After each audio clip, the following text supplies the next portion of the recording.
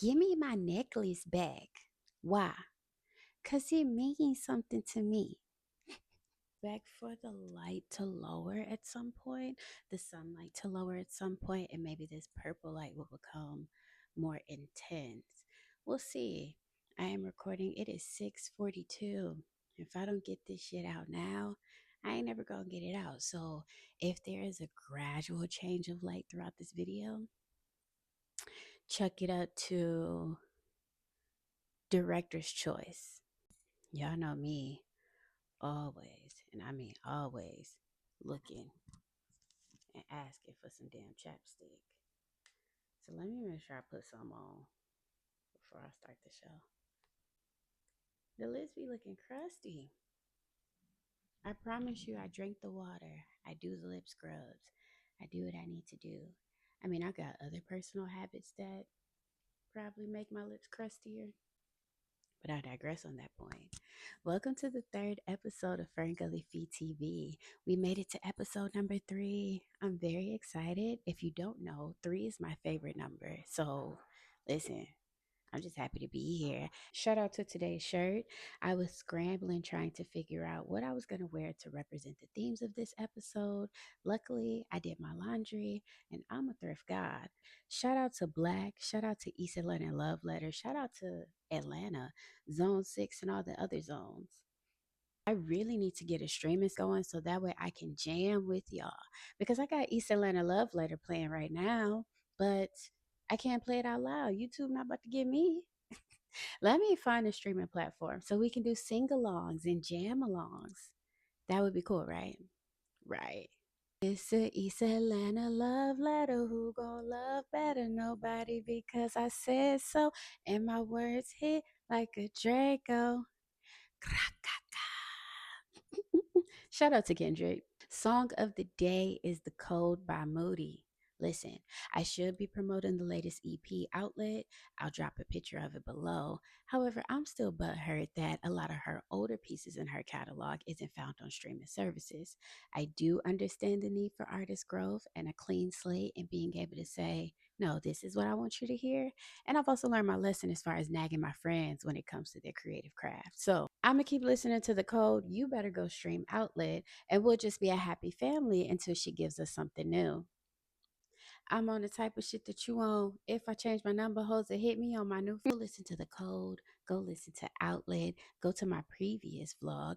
Go to her page on Instagram if you want to see clips from the first Moody Monday Live. Anyway, book of the day is Sulla. Look, look. Check her out, check her out, check her out. Sulla by Toni Morrison. I know I shouted out Sulla during my last video. However, I finished the book right before my travels to Atlanta, so I felt it was important for me to bring it back up again. Listen, we was girls together. I cried for Sulla. I cried for Nell. Toni Morrison gave me a fictional world where I could safely reflect on my relationships with Black women. I was able to think about the inner workings of relationships amongst Black women and how it's laced with survival, unconditional love, but it is not free of conflict. I respected Helen and Eva in the same manner, although they are two opposite ends of the spectrum. I was able to think about how I have created unique and intricate ways to maintain relationships with Black women and also how I have failed at maintaining relationships with Black women. Sulla is raw and familiar, and man, I got to read it again, basically. Go read Sulla. I'm also reading Lucky Number 7. It is part 3 of a 6-part series by Brianne Deney. It's smut. And for my 30th, I want to up the sensuality. And I don't know, my brain told me, read some smut. It'll help you get there. So that's what we're doing. We're reading smut. And word of the day is pizzazz. Pizzazz. It can also be spelled as Pizzazz. I really don't care. I am a crusader against the English language and grammar in the first place. So if you want to add an extra Z and pizzazz, you do what you want to do. It's all good with me. I know what you mean. Anyway, the word of the day is pizzazz. This word is a noun. It is also informal. It's stated to be Americanisms, which I wonder if that's short for slang. or if that's long for slang, actually. Can be described as liveliness, vigor, vitality, attractive style, dash, and flair. How can we use pizzazz in a sentence? Hmm. While in Atlanta, I witnessed a lot of the residents move with pizzazz. I like that. I mean, Twin had pizzazz. No, that don't sound right. It's okay though. I remember when I learned the word pizzazz, I was in second grade, and NPS has a lot of peculiar characters. Well, I know when I was in school, I don't know what it is like today. NPS had a lot of peculiar characters as substitute teachers, and one day in second grade, my substitute teacher was just like the rest, except for their name was pizzazz. This individual sat down, wrote their name on the board, gave us a definition of the word, and was quite literally the embodiment of pizzazz. From that day forward, I pretty much knew that I wanted to be synonymous with the word. Before I move along, I want to state that while I'm yapping, if anything I say doesn't make sense or you're like, girl, what are you talking about? Please feel free to hit me up in the comments. I am not above correction. Atlanta has been creeping its way to the foreground since I started this season. We can start with the first episode being titled The South Got Something to Say, which is a direct quote from the original ATL Aliens. I spent a random Monday in Atlanta after my flight got canceled once I got back from Dominican Republic. And now this, I had to go to Atlanta to experience the first Moody Monday live. So yeah, Atlanta is low-key the common denominator throughout this season. Shout out to it. Shout out to ATL. ATL ho. ATL ho. I took it upon myself to have some takeaways from witnessing the first Moody Monday live, as well as being immersed in the world of music. While Moody was gearing up to give us a phenomenal performance, I was able to interview some of her co-workers. I was in the studio leading up to the show, and while being in the studio, I was able to relax and observe. Listen, I watched a beat get made in 10 minutes, and I'm pretty sure that that experience changed something in me. My studio time left me with one question: what is the architecture of a song? Luckily, Cam, MMW, and Pounds was able to lend me some of their knowledge and answer the question for me. Okay, tell me who you are. I'm Cam, man. Artist from Milwaukee, Wisconsin. Songwriter, producer, engineer, all of that.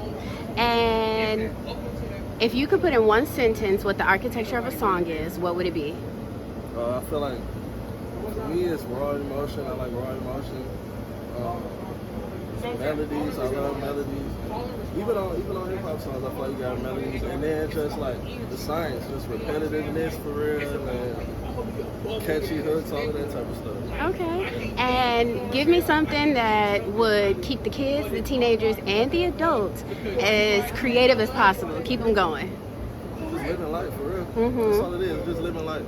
The more you live life, the more you relate to everybody. Just going through life. That's it. Talking about it. Amen. Thank you. For sure. Yeah, you're right. What's your name? Pounds. Okay. LBS. Give us a synopsis of who you are, what you do. I'm a producer from Milwaukee, a musician. I've been producing for like 8 years now. So yeah. Okay, and in one sentence, aka an elevator speech, can you please tell me what the architecture of a song is? The architecture of a song, I think it starts with just the people that's creating it, what kind of mental space you in, how you feeling that day, your background, where you come from, your household. I think if you're really putting your heart into it, let's start with that first, and then everything after that is whatever, but start with your heart first. So. Okay. All right, and do you have a message for the kids, for the teenagers, or any adults who are watching this? For the people, I would say just chase after whatever you see yourself doing. Don't wait till tomorrow, because tomorrow ain't always here. The present is near, so just act in the present. Thank you. Right, thank you. Okay, tell me who you are. I'm MMW. And that is?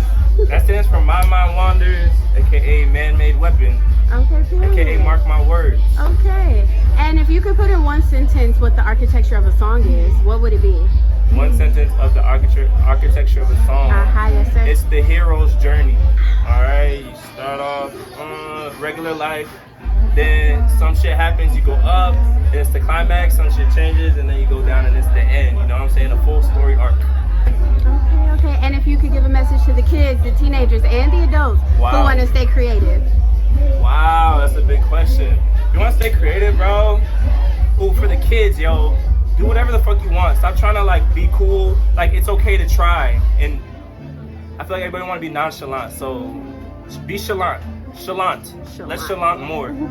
That's my message for the Shit, that's kids. for everybody. Shout out to it. Thank you so much. Thank you. Let me also add that architecture is the style in which something is made and or the art and science of the design of a building, or in this case, a song. I was expecting technical terms from these professionals when seeking out answers, but I was brought back to reality with their humble and human-like answers. Each person was unique due to their own life experiences, but they all served as a cool example of the artist's way. A few key points that I took away from each interview is that it is necessary for you to take actionable steps for the things that you want. You have to stay consistent, and that you must accept the ups and downs of life as a part of the hero's journey. I think if I want to know the mechanics of a song, I can do that research on my own, like the bridge, the verse, the hook, the whatever the cadences and things are. But I mean, every answer that I was given was like, oh, yeah, it is cool to be a creative and I can keep going. I was able to observe that each artist has dedicated at least 5 years into honing in their craft. None of them were focused on an outcome, but more so starting and having the momentum to keep going, as well as accepting that life is their main inspiration for making art. I have to take the time to recount my very first studio experience compared to my most recent studio experience. My very first studio experience was in Chicago of 2021. I had just got off the road from being at a show in Minnesota with Aisha and Dupree. This time in the studio, it was more the singer and songwriters had already came with a beat that they wanted to work on, and the engineer made tweaks here and there. I watched the art of being able to create and change lyrics while flowing in the studio. I also learned the term punch in, and now I be using that shit like I think I know what I'm doing.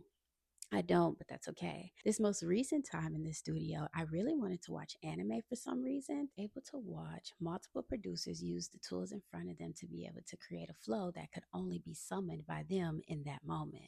It was beautiful to watch. Again, I saw a beat be made in 10 minutes. That it does something to you. It changes something in your brain.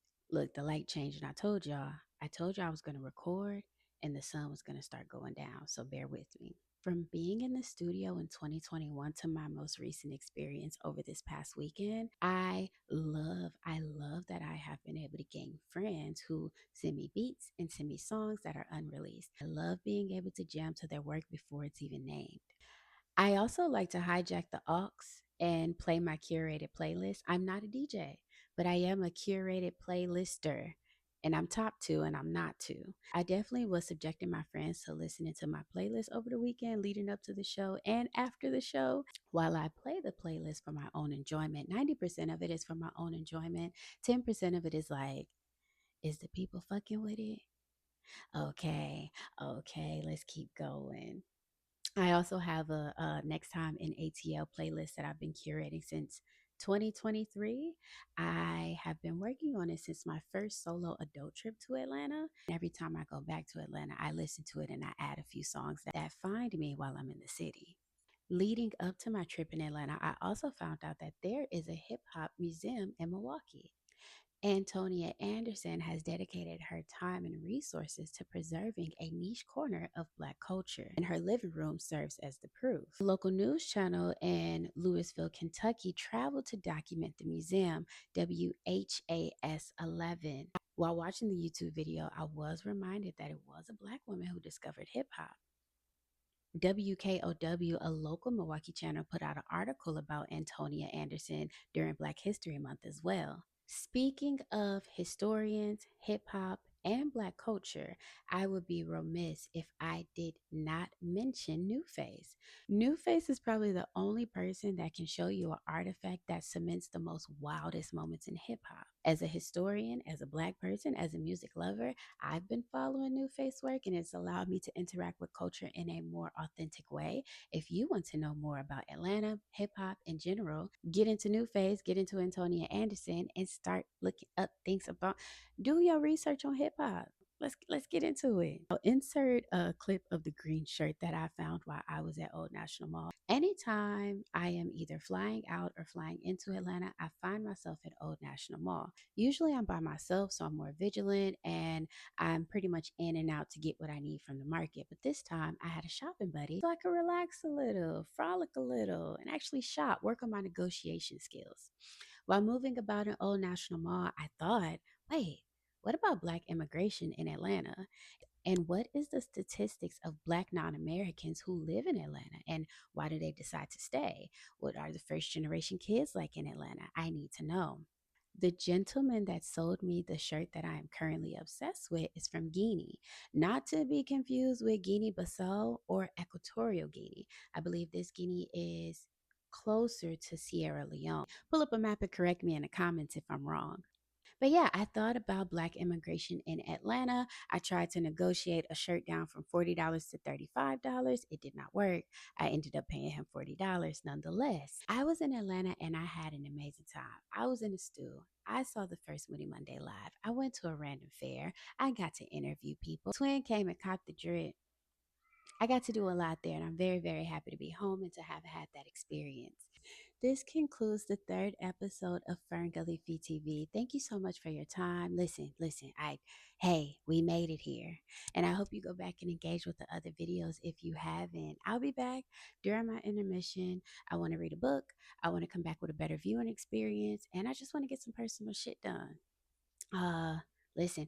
Oh, if you haven't already, go check out Black People Know Things. I have followed their work for a really long time, but I just recently found out Black People Know Things is created by a Milwaukeean. So go fuck with them. I gotta catch an event so that way I can put my working knowledge to the test, and I hope you do the same. Well, I want to take an acting class too. For some reason, I feel like it will help me do this better. Will make it make sense later. An improv class or just teach me how to read the scripts. I don't know. Five, four, three, two,